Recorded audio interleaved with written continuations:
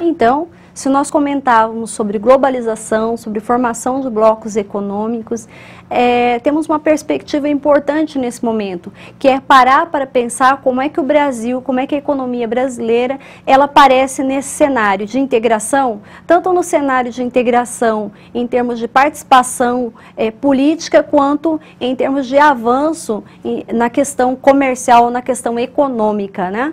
O Brasil, ele é hoje um grande país aqui na América do Sul, o maior país da América do Sul. Ele tem uma participação ativa em diversas frentes no cenário internacional. Vamos dar uma olhadinha no slide para a gente descobrir quais são, então, essas frentes que o Brasil vem atuando. Então, desde o plano real, desde que nós deixamos de ter uma preocupação com a inflação, o país pôde participar de várias discussões aí do cenário político e do cenário econômico mundial, né?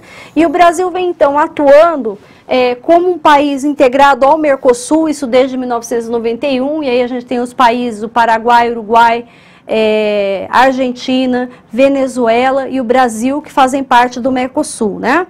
Depois o Brasil também ingressou com força em uma discussão bem importante dentro do G20. Então, o G20 é o grupo dos países em desenvolvimento, mais a União Europeia, e que discute as questões financeiras. É uma união de representantes financeiros dos países para discutir como estão as finanças de cada país e que medidas precisam ser tomadas para auxiliar no bom desenvolvimento dos países.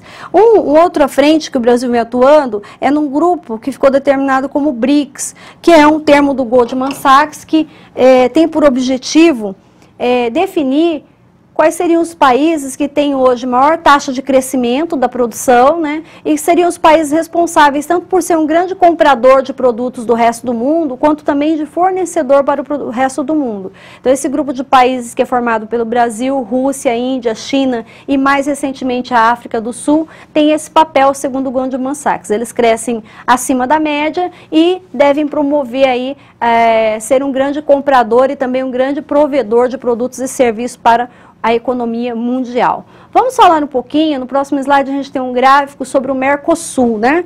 Então a gente tem aí, o Brasil é o maior país do Mercosul, desse grupo de países que inclui Paraguai, Uruguai, Argentina, Venezuela e Brasil. E aí, o que acontece?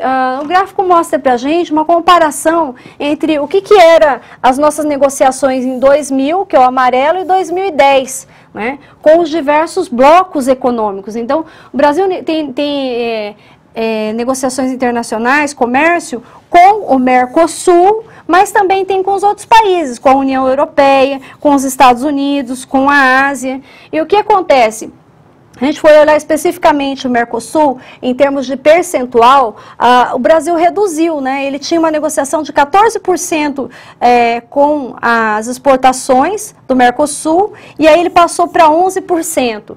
Então, aí nós passamos a ter uma integração econômica maior em termos de exportações. As nossas exportações começaram a ir mais para onde? Em 2010, a gente teve aqui um volume de 21% foi para a Europa, aí um outro volume de 9,64% para os Estados Unidos e 27% para a Ásia. Então, nós temos uma parceria muito grande com a Ásia. E as importações? Bom, se a gente for observar as importações, nós vamos ver que também o Brasil no Mercosul passou a importar menos. Ele importava 13%, passou a importar 9% apenas. Então, caiu o comércio entre o Brasil e, em termos de importação, dos países com os demais países do Mercosul. Mas nós passamos a ter uma parceria de importação muito grande com a Ásia, 30% em 2010, com os Estados Unidos, 15%, e com a União Europeia. De fato, as divergências do Brasil com alguns países do Mercosul fez com que a gente reduzisse bastante as negociações com o bloco. O bloco passa por dificuldades, porque o Brasil, por ser o maior exportador e também o maior importador do bloco, muitas vezes tem crises políticas ou diplomáticas, ou até mesmo em determinados mercados, quem vai vender e como vai vender. Entre Brasil e Argentina, por exemplo, a linha a linha leve, linha branca leve, né, de fogões, geladeiras, o segmento de produtos lácteos, eles são muito concorrentes e acaba atrapalhando as negociações comerciais entre esses dois segmentos em relação ao Brasil e à Argentina.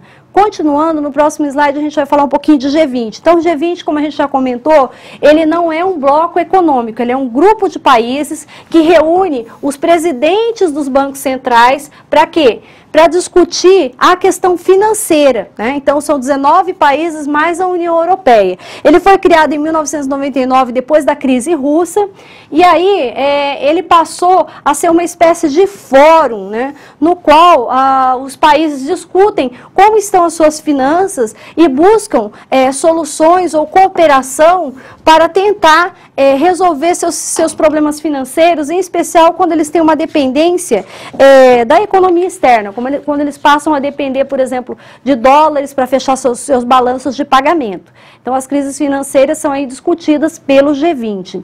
Na sequência, a gente tem um outro grupo de países, como a gente já comentou, que são os BRICS. Então, os BRICS é um termo que foi cunhado pelo grupo financeiro Goldman Sachs, com o objetivo de definir países que se destacavam em termos de crescimento econômico mundial. Então, os BRICS é uma sigla que une Brasil, Rússia, Índia, China e a África do Sul, mais recentemente.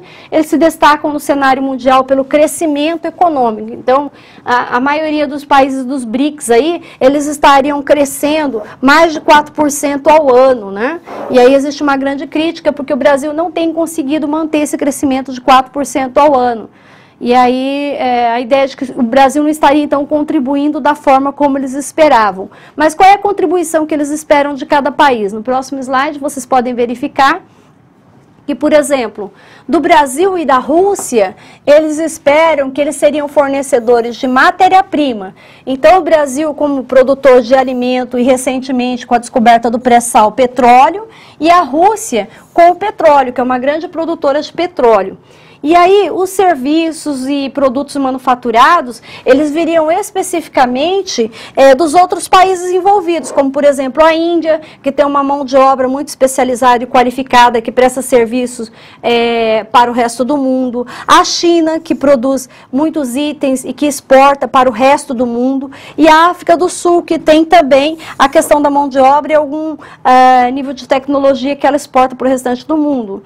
Então, esses países, eles ou têm uma concentração muito grande de mão de obra ou tecnologia, e isso faz com que eles consigam produzir de uma maneira mais barata. E aí eles conseguem ter competitividade para produzir esses itens e exportar para o restante do mundo.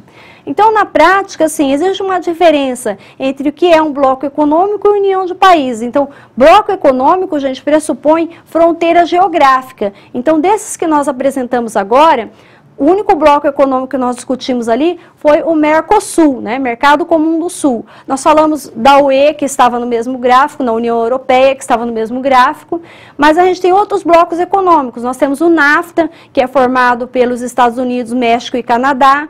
Nós temos a APEC, que é formado pelos países do Pacífico Sul, que a gente tem a China e os tigres asiáticos. Então, esses são os blocos econômicos porque têm fronteiras geográficas, tá? Os demais grupos que a gente apresentou ali, os BRICS, o G20, eles são grupos de países que se reúnem por algum objetivo. O G20 para discutir as questões financeiras. E os BRICS foi utilizado pelo Goldman Sachs para observar o crescimento desses países em relação à economia mundial e colocá-los como grandes produtores de bens e serviços, ou seja, vendedores, mas também grandes absorvedores daquilo que o resto do mundo produz, ou seja, compradores. Continuem estudando.